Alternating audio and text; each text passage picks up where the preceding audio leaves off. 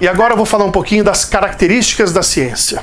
Né? O que você pode reconhecer quando diz que alguma coisa é científica ou não. Vamos ver como é que a ciência tem essas marcas, né, de característica.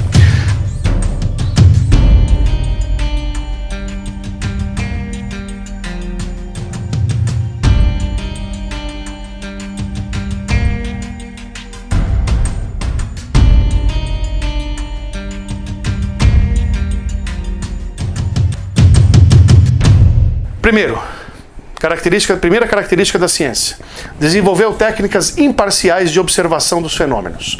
Ou seja, ela observa o fenômeno sem ficar já querendo interpretar, sem querer ficar já dando palpite, opiniões ou achismo. Ela apenas vê a coisa como ela é. Então essa é a primeira parte importante para você saber observar alguma coisa, né? É não ficar emitindo opiniões, simplesmente observe com critério. Quando eu falo observar, não é apenas ver, é enxergar. Né? O que eu falo? O que quer dizer enxergar? É você ter, a partir de algum fenômeno, você observar características as mais detalhadas possíveis, para que te ajude depois a interpretar. Tá? Então essa aqui é a primeira característica da ciência, é essa: desenvolver técnicas imparciais, ou seja, o que você acha, o que você não acha, qual é a sua crença, isso não pode importar para você observar um fenômeno, senão você vai ter uma contaminação errada daquele evento que está acontecendo. Né? Segunda característica: a ciência ela é laica e imparcial, não se envolve emocionalmente com os fatos ou conclusões. Sim, como é que você vai julgar? Imagina uma situação que um juiz está com o réu e o juiz ter opiniões, crenças, religiões por trás disso, do julgamento dele, ele começa a ter impressões pessoais sobre um determinado crime, e aí ele vai julgar aquele réu. Quer dizer, aí já o próprio julgamento já está fadado ao erro, né? Vai cometer alguma injustiça, porque o juiz ele deve ser laico, não deve deixar a sua religião, as suas crenças pessoais interferir no julgamento. Ele tem que se apoiar sim nas leis, apoiar no julgamento cético do que está acontecendo. Né? Então essas impressões pessoais e esse fato dela ser laica é muito importante para você não cometer nenhuma gafe, nenhum problema aí. Terceira característica: baseia-se em fatos, ou seja, premissas, que são checados, usa raciocínio lógico para a conclusão da hipótese e depois procura provar, de forma empírica, né, se a afirmação é válida. Então isso é a característica da metodologia científica, né? Então nessa terceira frase a gente tem um resumo do que seria a metodologia científica. Então é a observação livre de interpretações, livre de achismos, né? Tem que checar aquela informação, você vai usar o raciocínio lógico e as outras ciências, as outras matérias para você adquirir o conhecimento, para poder interpretar o evento, e você depois vai partir para uma conclusão da hipótese através de experimentos empíricos, né? De você realmente colocar na prática aquela teoria que você está achando que é a correta. Né? E se ela for errada, você tem que reformular toda essa metodologia, você tem que reformar todo esse conhecimento e observar novamente, interpretar agora de novo e ver onde você errou. Então isso é o que a ciência faz com bastante frequência. Outro item da característica da ciência é: reconhece o erro e reformula a sua hipótese. Então, isso aí, acho que não precisa explicar mais nada em relação a isso. Né? Se ela percebeu que o que ela achava não condiz com a realidade, não condiz com o experimento, né, científico, ela tem que realmente refutar e voltar e ver onde errou e formar uma nova hipótese, né, para ver o que está, para que melhor explique aquele evento que está sendo estudado. Seu método científico tem que ser reproduzido por outro pesquisador em qualquer lugar, dadas as mesmas condições do experimento. Né? Então isso é uma frase que eu coloquei aí, que eu fiz, para explicar justamente a reprodutibilidade de um experimento científico. Né? Não é aquela coisa, só eu sei fazer, só eu tenho o dom para realizar aquele evento, ou a magia, ou qualquer outro tipo de afirmação pseudocientífica. Então, se você está conseguindo mostrar que aquele evento acontece naquelas condições, isso tem que ser reproduzido em qualquer condição que a pessoa que também colocar, das mesmas, aliás, condições que você determinou, e ela tem que também conseguir. Não é uma coisa de exclusividade, né? Senão isso daí foge da ciência. Sem a ciência, o conhecimento, a pessoa se torna alvo fácil para manipulação e suscetibilidade das crenças. Então, se a pessoa não utilizar desse raciocínio lógico, dessa capacidade boa de interpretar, de observar, ela vai ser um alvo fácil para charlatões e cair na pseudociência, e vai ser usada, né, infelizmente, para para acabar sendo usada e vai esvaziar os seus bolsos, né? Porque vai acabar pagando coisas que não funcionam, sendo enganadas, né? Falando que aquela pulseira magnética vai curar a pessoa, tá? Ela equilibra a energia e tal. Então, tudo que fugir da ciência, a pessoa vai estar suscetível a cair nessas armadilhas, né? Que a pseudociência vai usar, né? Isso a gente vai falar depois no outro vídeo, falando sobre as diferenças da ciência e pseudociência. Não existe fé na ciência, não existe aquela coisa do acredito cegamente, mas existe a compreensão, né, o sentido, tem que fazer sentido, tem que fazer coerência, lógica e coerência. É uma escolha e não uma imposição.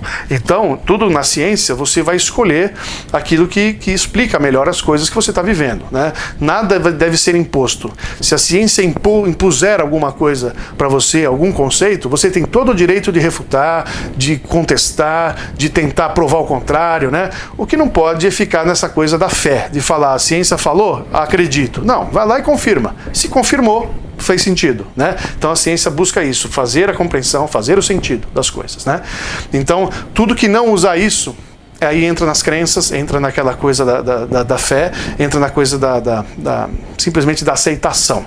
E isso a ciência não consegue trabalhar com esses instrumentos, porque você não consegue provar nada, né? Você simplesmente tem que acreditar e falar amém, e isso a ciência não trabalha com isso, na verdade. E ainda bem, porque senão seria contaminada. Então, por isso que é complicado você sempre querer dizer que a ciência e a religião andam juntas, né? É muito complicado. Você pode ter cientistas que têm religião? Claro que sim, nós somos seres humanos. Seres humanos são livres para escolher aquilo que eles querem acreditar, seguir, né? O que você não pode, onde há incompatibilidade, é querer explicar a ciência com religião, e nem deve misturar a religião, a ciência querer explicar a religião, né? Falar sobre deuses e tal, e colocar novas crenças e novas, né, teorias que não são científicas. Então, eu acho que uma coisa não deve misturar com a outra. Agora, você pode ter religiosos que usam a ciência para viver no seu dia a dia, ou seja, tomam remédios, acreditam, entendem que os remédios fazem bem, vão fazer exames utilizando o que a física estudou, de imagem, exames de sangue, vai utilizar a ciência para viver? Sim, religiosos fazem isso, né? E você pode ter cientista que também reza, que também tem a sua religião? Sim, também tem. O que não pode ter é você utilizar uma profissão, por exemplo, da área da saúde, dizer que você está curando as pessoas, não com a ciência, mas sim com a religião, ou curando com outras alternativas que não são ciência. Aí a coisa complica e não se explica. Eu gostaria só de ter tido esse bate-papo para apresentar a ciência para vocês, apresentar esses conceitos.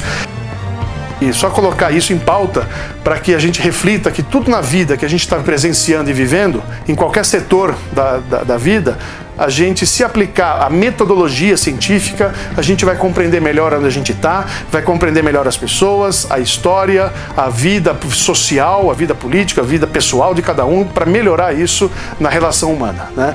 Então a ciência busca sempre a melhoria da relação humana no mundo e não o contrário, né? Como a ciência não visa o lucro, não visa o dinheiro, não visa a enganação. Tanto é que a ciência é uma área aberta para quem quiser conhecer. Você tem muita informação científica de verdade, de graça aí para você estudar, e a ciência não tem essa ganância, né, em que as outras áreas que não são ciência procuram até ganhar dinheiro em cima da enganação, do charlatanismo e tal, que isso é preocupante no mundo de hoje, porque usa a carência das pessoas para ganhar dinheiro em cima disso. Então, o que eu tinha para apresentar em relação a esse vídeo, né, inicial, sobre o que é ciência, né, e até as características do que seria algo científico, das características da ciência, a gente falou nesse vídeo de forma resumida, né, mas eu espero que vocês agora busquem mais um conhecimento que a gente vai passar agora no próximo vídeo, que vai mostrar a diferença entre o que é ciência e pseudociência, né? Como reconhecer uma ciência da pseudociência para você não ser enganado ou não cair em alguma coisa que é furada, né, que a ciência não reconhece, né? Então nós vamos procurar entender isso daí no próximo vídeo, abordar esse assunto também de forma um pouco mais condensada, resumida, né? Mas que eu acho de suma importância para quem está seguindo a área da ciência, ou mesmo quem não quer seguir, mas quer entender como é que a ciência funciona. Eu acho super válido você assistir esses vídeos, né? Então assista o próximo, vale a pena. Agradeço a sua atenção. Se você gostou, curtiu esse vídeo, por favor, compartilhe.